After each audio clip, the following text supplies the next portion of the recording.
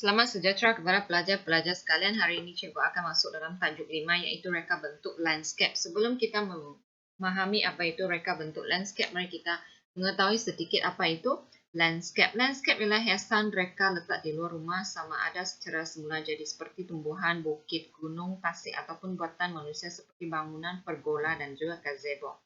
Jadi, reka bentuk landscape ni dapat dilakukan dengan memilih dan menyusun elemen-elemen landscape seperti tumbuhan, struktur, air dan batu-batu untuk mewujudkan ruang seperti yang dikehendaki. Maksudnya mengikut kehendak diri sendiri ataupun cita rasa diri sendiri. Seterusnya kita lihat sejarah perkembangan reka bentuk landscape ini bermula terawal dikesan pada Taman Gantung Babylon di Iraq pada tahun 600 sebelum Masihi, agak lama.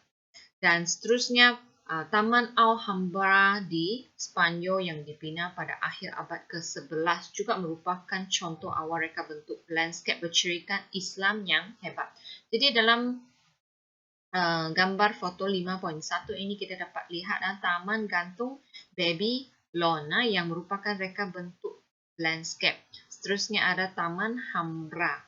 Seterusnya reka bentuk landscape pada abad 15 dan 16 banyak berkisar tentang pemandangan di Belanda berdasarkan karya catatan yang dihasilkan.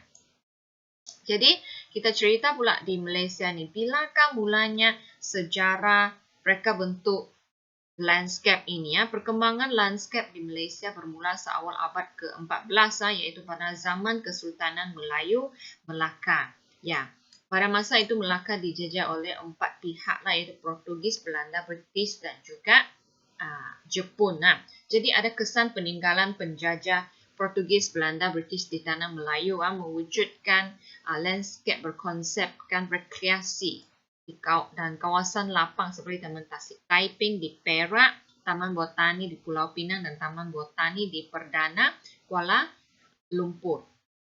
Seperti di Pulau Pinang ni agak Botanical Park di Pulau Pinang ni agak terkenal lah.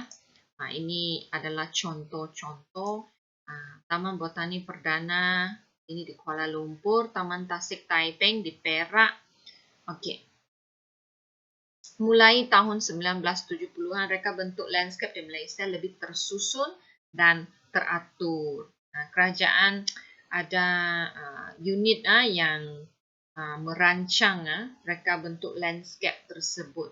Jadi, sebelum kita pergi dengan lebih mendalam, kita lihat lagi prinsip reka bentuk landscape. Ada 2 jenis sebenarnya. Jenis landscape.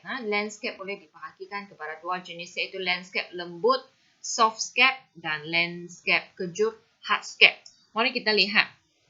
Landscape lembut merujuk kepada elemen yang hidup.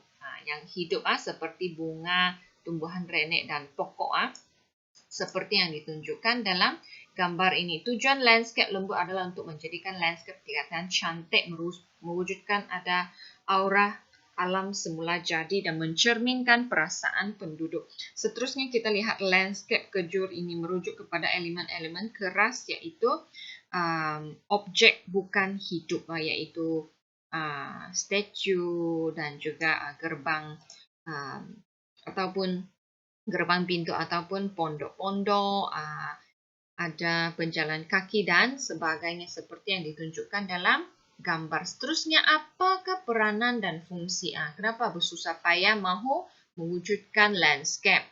Kerana ada fungsi tertentu, ada 3 fungsi di sini, iaitu estetik, iaitu dari segi kecantikan membentuk ruang yang lebih menarik, mencantikkan pemandangan, melembutkan persekitaran, melembutkan pemandangan pada bangunan, mengelakkan kebosanan. Jadi, reka bentuk landscape ini semua boleh menimbulkan unsur yang indah dalam kehidupan sekeliling kita kan. Seterusnya dari segi ekonomi memberikan faedah kepada negara dan masyarakat dari segi rekreasi, kesihatan, pendidikan dan pelancongan. Terutamanya pelancongan. Contohnya ada landscape yang cantik contohnya di Tanah Tinggi, Genting dan sebagainya dan Tanah Tinggi Cameron, semua itu merupakan reka bentuk landscape yang merupakan sumber pelancongan. Seterusnya ialah dari segi fizikal, mengawal hakisan tanah. Kita nampak tanah tinggi ataupun bukit-bukit di tanah tinggi Cameron itu dipotong menjadi bentuk tangga untuk tujuan pertanian, kan. Jadi itu adalah untuk mengawal hakisan tanah di samping menjadi sumber pelancongan, memberikan perlindungan teduhan, menunjukkan iklim, mengawal pencemaran alam, menjadi tirai dinding mengarah pergerakan imbangan ekologi. Sebenarnya reka bentuk landscape ini sangat penting dari segi keindahan, kecantikan, estetik, ekonomi, iaitu pelancongan, dan juga dari segi fizikal. Seterusnya kita lihat, alat, bahan dan simbol dalam penghasilan pelan reka bentuk landscape. Mari kita lihat. Pelan maksudnya plan, yang untuk kita ada idea macam mana kita susun landscape reka bentuk tu. Jadi kita ada idea dan kita hasilkan dalam satu pelan. Jadi prinsip dan elemen, prinsip-prinsip reka bentuk landscape kita perlu mengetahuilah sebelum kita menghasilkan satu pelan reka bentuk landscape. Yang pertama sekali kita lihat dari segi penegasan, fokusnya pada mana? Fokus. Apa yang ingin ditonjolkan dalam reka bentuk landscape tersebut? Apakah yang ingin ditonjolkan? Contohnya dari segi warna, temanya warna hijau kan? Dari segi bentuknya semuanya ada pelbagai bentuk kah? Ataupun semuanya berbentuk segi empat? Ataupun semua tanamannya mestilah tanaman renek, kan? Ada fokusnya di situ. Seterusnya kita lihat kepelbagaian. Landscape yang cantik perlu ada prinsip kepelbagaian.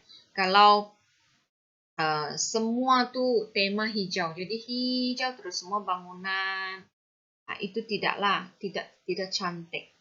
Jadi mesti ada kombinasi warna yang seimbang dalam reka bentuk landscape tersebut. Seterusnya keringkasan, mestilah ringkas dan menarik.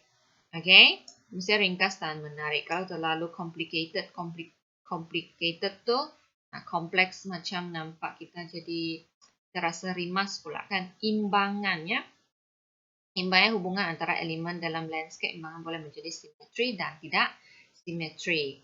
Seterusnya ialah irama, iaitu macam mana irama perubahan dari satu keadaan kepada satu keadaan secara berperingkat, mungkin dari segi ketinggian, mungkin dari segi warna dan jalinan. Ini ialah kita lihat dalam sini. Ada semakin tinggi atau macam mana, kan? Kesatuan ialah gabungan pelbagai elemen reka bentuk untuk mendapatkan satu konsep tertentu. Apakah konsep yang ingin dicapai? Contohnya secara berulang-ulang dan juga konsisten. Itulah prinsip-prinsip reka bentuk landscape. Jadi video untuk reka bentuk landscape ini sampai di sini saja, sebab cikgu belum mendedahkan dengan aplikasi ini dengan lebih lanjut, sebab aplikasi yang cikgu gunakan ini hanya boleh merakam video sebanyak 10 minit sahaja. Kalau tidak dia akan otomatik berhenti. Jadi cikgu berhenti di sini. Kita akan sambung lagi elemen-elemen reka bentuk landscape pada kelas yang seterusnya. Sekian, terima kasih.